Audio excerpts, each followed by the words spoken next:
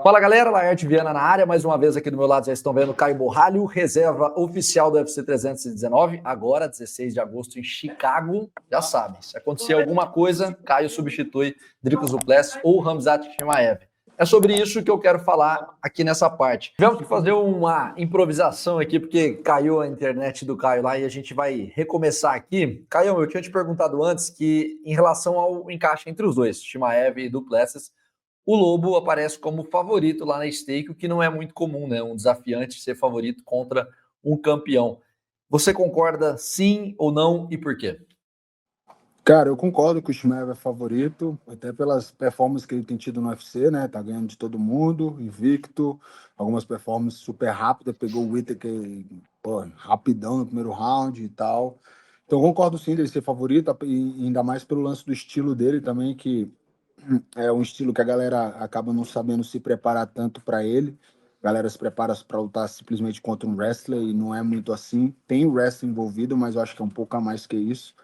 Então, eu concordo em ser favorito. Fora uma luta que eu assisti do Joilton Peregrino com o Dricus du Plessis. O Joilton derruba muito do Plessis durante a luta. Então, é algo que me preocupa. E acho que se essa luta aí, ela pode ser tão rápida quanto a luta do Whittaker e o pessoal se impressionar com a performance do Chimaev. Mas ainda tem aquela chancezinha.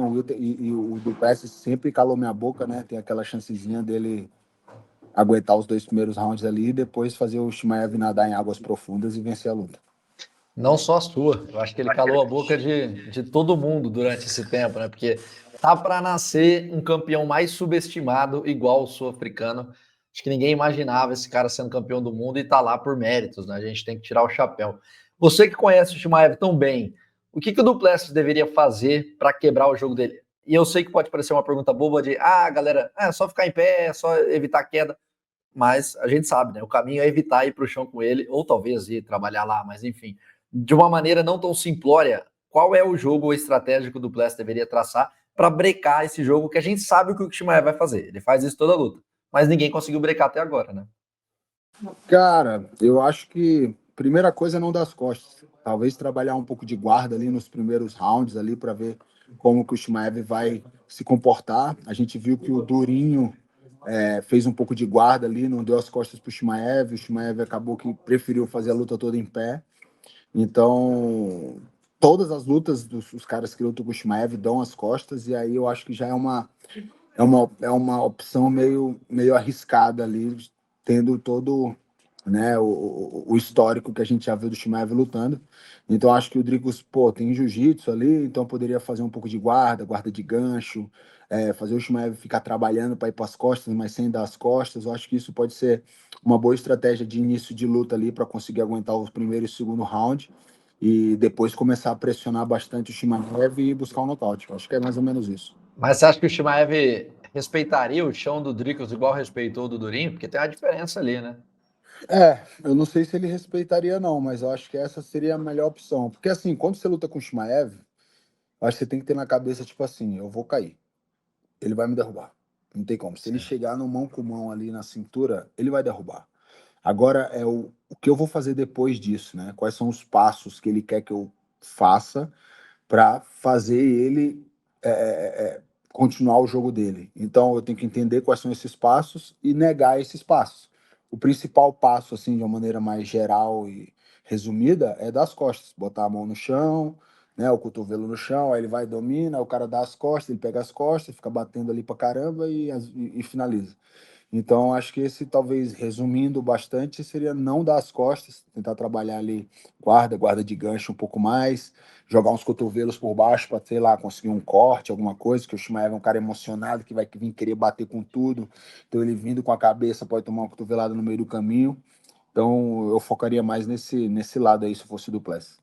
Você tocou num ponto interessante. Shimaev vinha emocionado. Você acha que o aspecto mental é muito favorável ao campeão por tudo que ele já passou?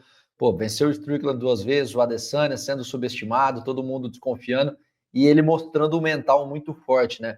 O Shimaev, pô, invicto, tirando a luta contra o Durinho e aquele último round contra o Usman, basicamente não enfrentou dificuldades, passou o carro em todo mundo e convive muito com essa questão das lesões, provavelmente ele já teria disputado o cinturão se ele não tivesse sofrido tanto com a parte clínica, física, né, nessas últimas temporadas, isso deve cobrar um preço pro cara também, né? Pô, tô tendo minha oportunidade agora, não posso errar, é a chance de ser campeão.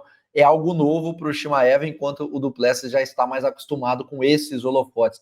Você acha que a questão emocional é algo que pode pesar a favor do campeão?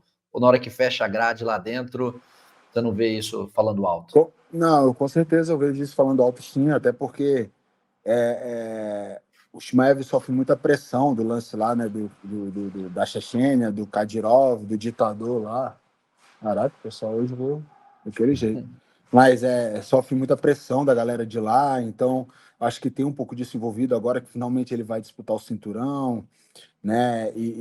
Pô, o Du Plessis é um cara que tem muita confiança. Eu acho que isso com certeza vai fazer diferença, principalmente se a luta se alongar. Né? O Shimaev vai entrar bem, confiante, no primeiro round ali ele vai entrar bem pra caramba, confiante que pode destruir todo mundo, mas eu acho que se as coisas começarem a complicar um pouquinho, ele pode se complicar nessa luta, até porque eu já presenciei, né, o lance do Shimaev, o treino e conheço bastante. O Shimaev não é acostumado a perder treino, sabe? Quando você tem que perder treino, dá um jeito aqui, vai lá e faz para tentar se achar de novo na luta, no round e tudo mais. Ele é acostumado a treinar com a galera que respeita muito ele, que, pô, ele bate o tempo inteiro, então não sei se isso é uma boa mentalidade de treinar para quando você vai lutar contra o campeão igual o Dricus, que é um cara que dificilmente se frustra e um cara que mesmo depois de cansado, ele continua agindo feito louco. Excelente ponto. Você tocou num ponto muito bom, que talvez seja até não sei se você concorda comigo, um ponto fraco do Shimaev, que é essa questão de não estar acostumado a ser frustrado.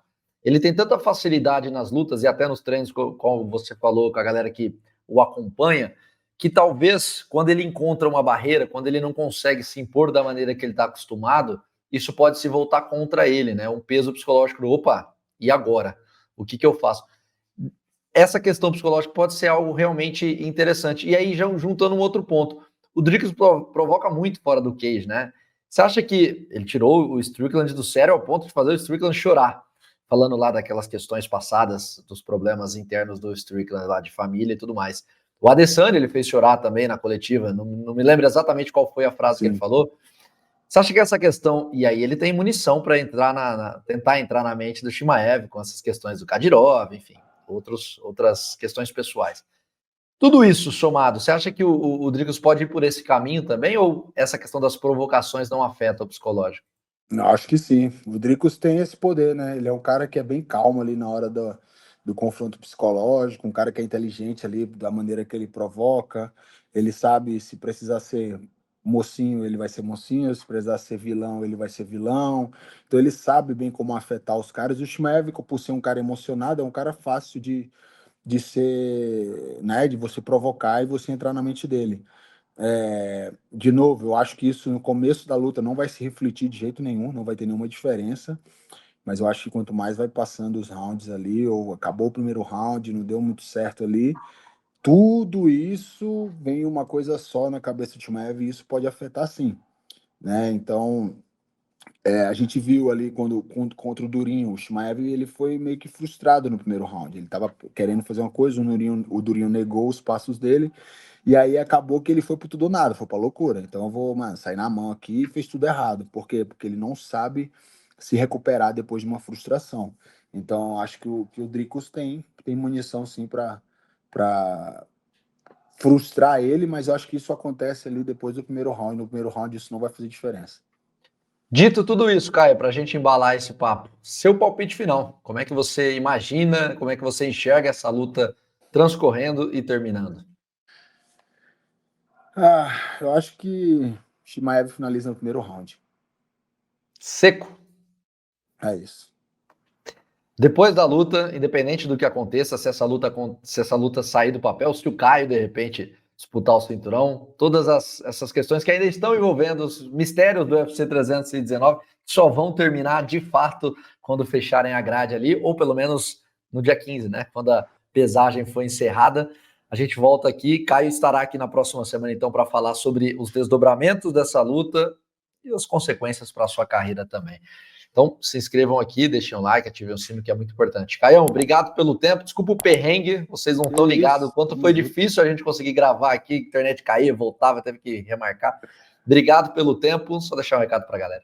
Tamo junto, deu tudo certo. Pô, galera do Brasil, e só agradecer a todo mundo aí pela torcida de sempre, energia positiva, falar que, pô, eu tô assumindo esse risco aí, óbvio, pensando em mim, na minha carreira, na minha família, mas pensando também no peso que é representar uma nação como o Brasil e nessa categoria que foi tão representada e tão dominada por brasileiros, que é a categoria dos pesos médios. Então, eu estou disposto a correr qualquer tipo de risco para que a gente possa ter um campeão de novo nessa categoria e levar o cinturão lá para o Brasil. Então, obrigado a todo mundo. E se a oportunidade chegar, vocês estão ligados. É nóis.